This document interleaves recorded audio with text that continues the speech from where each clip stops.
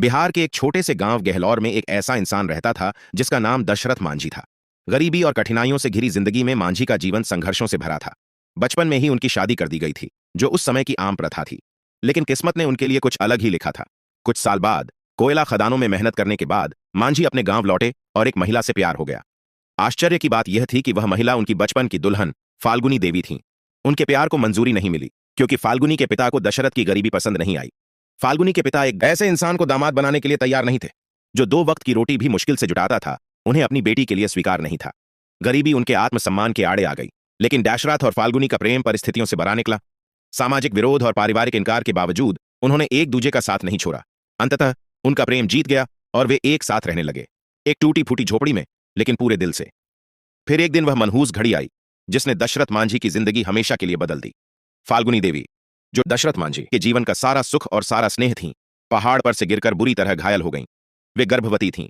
दशरथ मांझी उन्हें तुरंत अस्पताल ले जाना चाहते थे, लेकिन गांव से शहर तक का रास्ता पहाड़ों से घिरा, लंबा और खतरनाक था।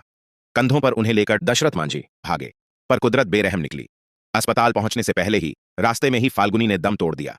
उनके साथ उनका अजन्मा बच्चा भी चला गया। यह सिर्फ एक पत्नी की मौत नहीं थी, दशरथ मांझी के पूरे संसार का अंत था। लेकिन इस गहरे दुहक में भी उन्होंने हार नहीं मानी। उस क्षण उन्होंने एक अविचल संकल्प लिया, जब तक मैं इस पहाड़ को चीर कर रास्ता नहीं बना देता, चैन से नहीं बैठूंगा। कोई और मेरी जैसी तकलीफ न सहे, कोई और अपनी फाल्गुनी को यूं न खो दे। सिर्फ हथौड़े और मेज से लैस उन्होंने अकेले ही उस पहाड़ को तोड़ने का काम शुरू किया। गांव वाले उनका मजाक उड़ाते, अधिकारी परेशान करते और कई बार उन्हें गिरफ्तार भी किया गया। गरीबी इतनी कि भूखे पेट पत्ते खाते और गंदा पानी पीते रहे। जब सूखा पड़ा और लोग गांव छोड़ गए, तब भी मांझी ने हार नहीं मानी।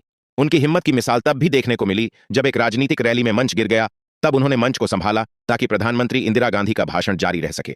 दिल्ली जाकर मदद मांगने की कोशिश में पुलिस ने उन्हें पीटा और अपमानित किया, लेकिन वे पीछे नहीं हटे।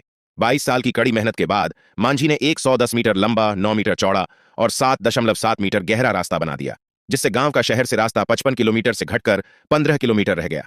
यह सड़क उनके गांव के लिए जीवन रेखा बन गई। मांझी को सम्मान देर से मिला, गरीबी में जिए, लेकिन उनकी कहानी को फिल्मों और कहानियों में अमर कर दिया गया। दशरथ मांझी की कहानी महज एक आदमी द्वारा पहाड़ तोड़ने की कहानी नहीं है। यह एक ऐसे प्रेम की दास्तान है जो मौत के बाद भी जीवित रहा, और एक ऐसी हिम्मत की मिसाल है जो भूख, ताने, अपमान और अकेलेपन से भी न डरी। मांझी ने जो किया वह पत्थर नहीं, तकदीर तोड़ने जैसा था। उनकी कहानी हमें यह सिखाती है कि अगर इरादे सच्चे हों और दिल में आग हो, तो कोई भी पहाड़, चाहे वह जमीनी हो या जिंदगी का, इतना बड़ा नहीं होता जिसे तोड़ा न जा सके। दशरथ मांझी ने न केवल एक पहाड़ चीर डाला, बल्कि इंसानी हौसले की सीमाओं को भी नई ऊंचाई दी। वे हमें ये याद दिलाते हैं कि साहस सिर्फ तलवार उठाने में नहीं होता, कभी कभी एक हथौड़े और अटूट विश्वास में भी पूरी दुनिया बदलने की ताकत होती है। कृपया लाइक, सब्सक्राइब और शेयर करना न भूलें।